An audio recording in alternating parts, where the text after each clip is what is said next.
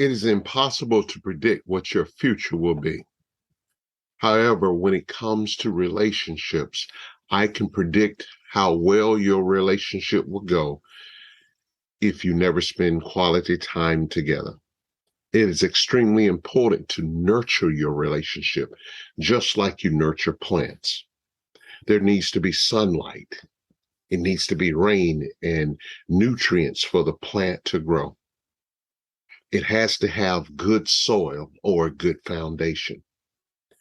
But the same is true in relationships. If relationships don't have good foundations and they're not nurtured correctly, it won't grow as they should. Just showing up and going through the motions will never be the end result for the relationships. It won't meet its needs. Couples have to be careful about how much attention and detail is placed on their relationship. If not, trouble is on the way, and you may not be able to recover. The Relationship Therapy Podcast can be a catalyst to solving the trouble in your relationship. You've tuned into the Relationship Therapy Podcast with Tony Miller Sr., a podcast designed for couples who are married, couples who are dating, and have marriage in their future. We will guide you to the principles that will make your relationship better. Stick around. You might just learn something that will help your relationship last longer, grow stronger, and become healthier. Now, here's your host, Tony Miller Sr.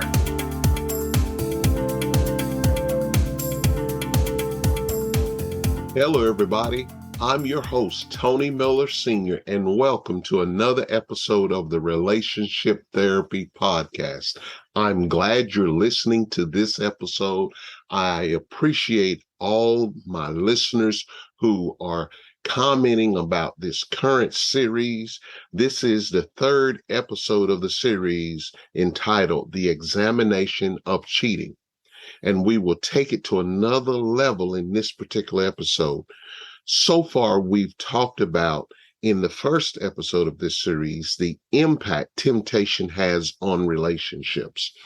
And true enough, some people are in denial that temptation is the actual starter of cheating.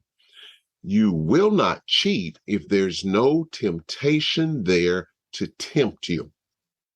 But then in the previous episode, I talked about the reasons people cheat. And there are so many different reasons. I didn't name all of them. I didn't give the exhaustive list, but I just gave some of the highlights of some of the reasons, or in some cases, the excuses people use to cheat. And I always like to preface what I'm saying by saying this: there is no excuse for cheating. We have to make sure that we push ourselves to say no. And there are some things that we're going to talk about in next week's episode as we talk about how people avoid getting into those infidelity phases. So today we're going to talk about the process that leads to infidelity. I said it before and I'm going to say it again. I don't believe all cheating is intentional. Some is. Some people jump into it with both feet, but I believe sometimes there are things that lead up to it, and it gradually grows until the point of no return where they have found themselves out there without a paddle. So we're going to talk about this, and this show in particular is going to tell us what happens to an individual before they dive into infidelity. It's a process that can creep us on us and divert our attention down the road to destruction. I have been receiving some awesome feedback from these episodes, and I know after this episode, the same thing is going to happen. I want to thank you again for listening, and please share these episodes with your friends and your families, your coworkers, whomever you might think these may help. Now let's get right into this week's episode entitled The Process That Leads to Infidelity. Here we go. As we begin this episode, The Process That Leads to Infidelity, I've got to give you something. I got to let you know that so many relationships are broken. So many relationships are shattered and even gone to pieces because of infidelity. And there is never a right time for infidelity. So let's go. The first one I want to talk about, and these are going to be the phases that you go through or that from the process that leads to infidelity. The first phase is the need of attention phase. Every now and then, there will be one of the mates in the relationship that seems to be starved for attention. This can be perceived starving or even an imagined starving. But I also have to admit, there are some narcissists out there who feels like all attention should be about them. That's not who I'm talking about today. That's for another time and another subject. However, when it is actually true that you're not getting the attention that you need from your mate, this could pose a major issue within your relationship. The truth is this: if you are not getting the proper attention from the one that you have said that you want to spend the rest of your life with, it can set you back. Whenever a person in a relationship feels like they're not receiving the adequate amount of attention in a relationship, that person will search for it somewhere. And that's the sad part. The attention they gain might come from any place. Lack of attention is like a hungry stomach. It will find something or someone to fulfill that attention void. That's when the person of the opposite sex comes into play, and they begin the process or the phase of giving that much needed attention.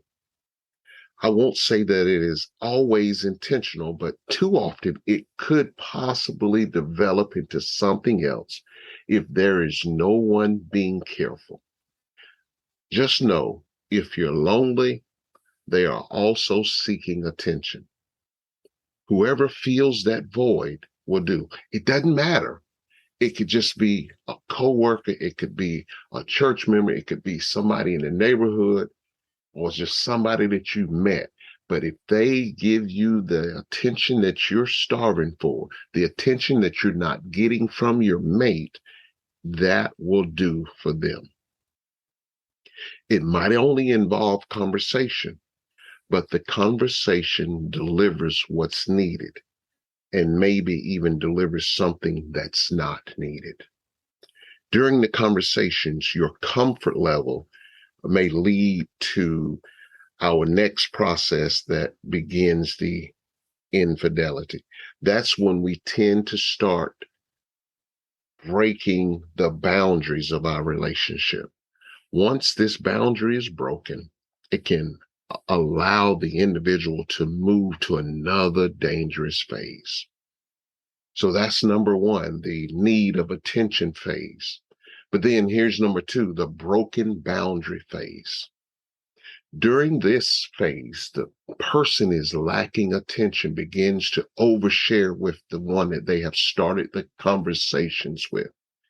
This oversharing leads to spilling too much tea about their own relationship or even their own mate. The one who is listening gains so much valuable knowledge that it is needed to take this conversation to the next level. Can I say this to all who are listening? We're supposed to keep our relationship problems to ourselves, or at a very minimum with trustworthy people who love and care for us.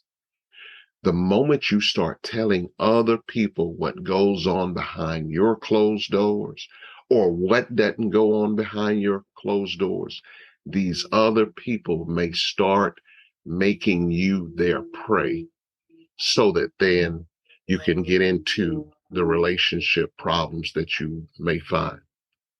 I tell couples all the time that sharing too much information about your mate could lead to further problems down the road.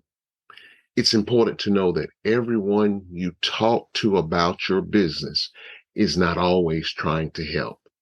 And in some occasions, they're really trying to hurt your relationship even more. There are some things you should not allow to just anybody's ear. Boundaries are set to protect the relationship from unwanted exposure. When this exposure happens and it goes too far, you damage your mate's feelings, you damage the relationship, and you just shatter the trust that you've already made in your relationship. On this level of broken boundaries, you start feeling something for that person that gives you the attention. Because as human beings, we like attention.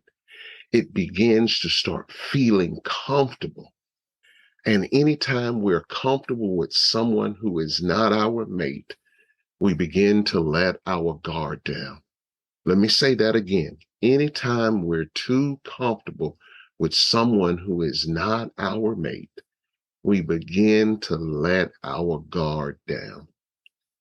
Too much can happen when our guard is let down. Secrets are released when our guard is let down. Too much camaraderie happens when our guard is let down. And it just takes us on a slippery slope to infidelity. The worst part about when our guard is let down is feelings start operating toward the person who gives you that attention. See, they begin to gain your trust and you've gotten comfortable and you feel more secure with them than you even do with your mate. These feelings I'm talking about, they may only be surface feelings, but they are feelings nonetheless. These feelings can get in the way of clear thinking during this broken boundary phase. You start drifting from your mate and begin gravitating toward the one that is giving you the attention. And that, my friend, is a problem. So I've given you the need of attention phase. I've given you the broken boundary phase. But here's the third phase that I want to talk about, and that is the connection weakness phase. The deeper you go into this new connection, the further the pull of your mate is in distance. You start thinking about this person more than you should. When this person's name comes up or you receive a text message or a note from them, you feel better about yourselves and you feel less about your mate. You may try to deny it, but this connection is starting to grow on you. If you are coworkers, you can't wait to see them when they get to work. You may even come to work early or you set up lunch times the same so you can spend that time together. You just want to be in their presence because it makes you feel better. And now they have learned how to talk to you. They know that you're seeking attention and they give you what you need. All this points out to where you have not taken in consideration the heart of your mate. At this point, there's probably has not been any physical contact between the two of you. You may not even kissed or anything like that, but it's now running through your head. And you're under a spell that you never thought you'd be under. You're learning more and more about each other, and it just makes you feel good inside. And on the other hand, you and your spouse are barely speaking, if you're speaking at all. It's like you're going through the motions in your real relationships, but you're making time in this other connection relationship. You enjoy the texting, you enjoy talking whenever you can, yet you don't feel like you're cheating. But this is what we call emotional cheating. You have the attention that you need, and you're asking for less from your significant other. You almost feel trapped when you and your mate are together. You feel like, why am I here? And you feel down because you're with the one that you are married to. And all you find yourself doing is thinking about when is the next time I can get to my connection. You can't wait to get a chance to communicate with them. You're hooked, and you don't even know that you're hooked. You you become insulted if your mate suggests that you're spending too much time away from them, and you gravitate even more toward your connection. You're emotionally attached to this person. And the problem is they're starting to feel the same way that you are. And they even want more. See what happens when you become emotionally attached to someone? It automatically starts leading you to another level.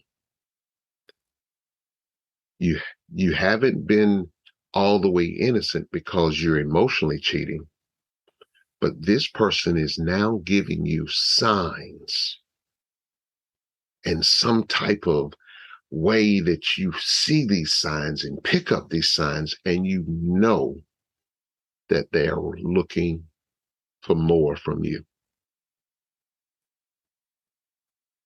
Don't worry. You're now moving into the thinking about it phase.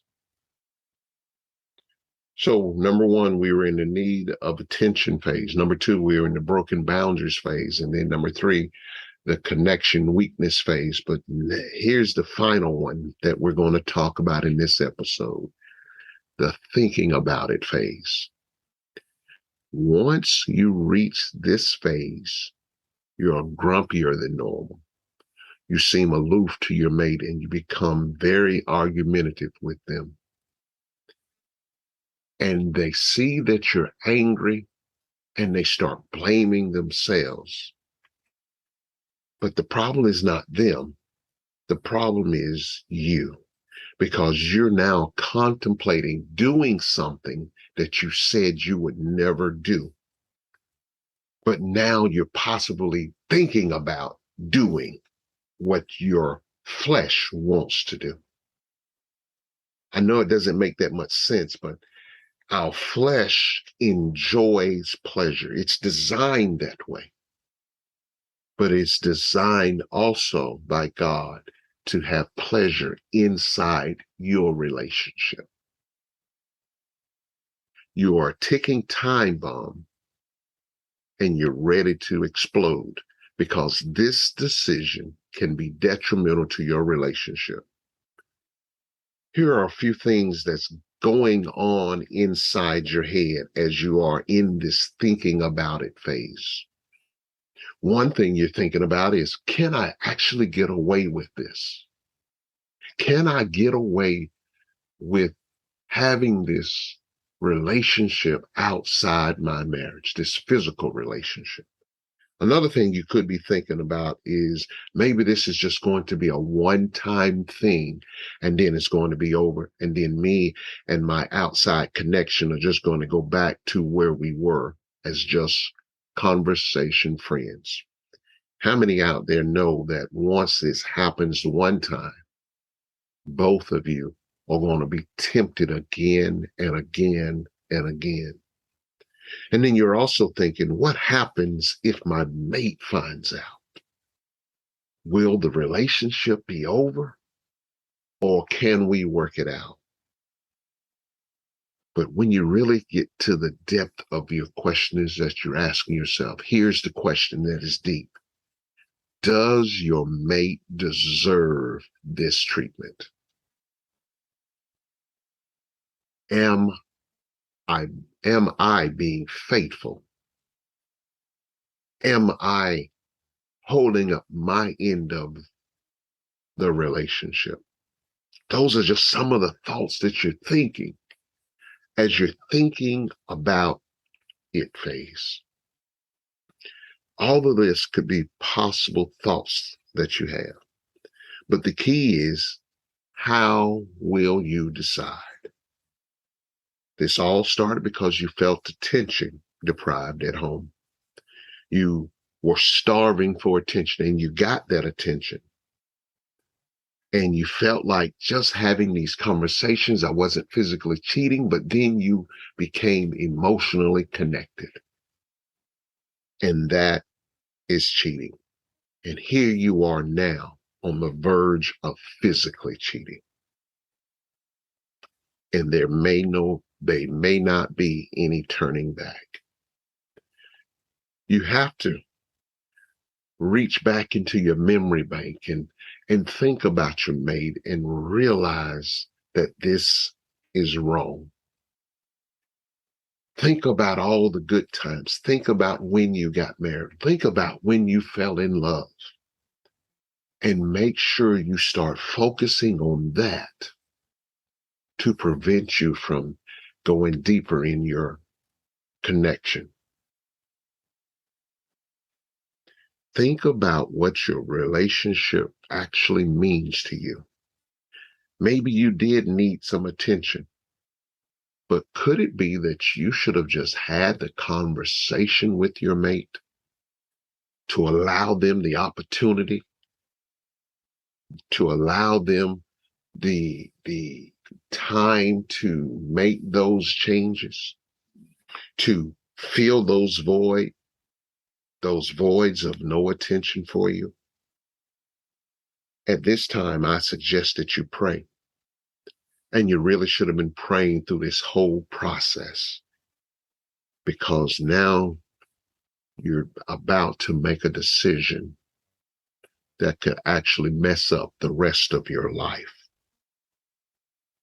It's your move. Will you choose your relationship, or will you choose your connection? I know you're thinking about it, but think about what you have at home. And that may cause you to make the right decision. Well, that's it for today. That's what we've talked about. We talked about the process that leads to infidelity. Number one, we talked about the need of attention phase. Number two, we talked about the broken boundaries phase.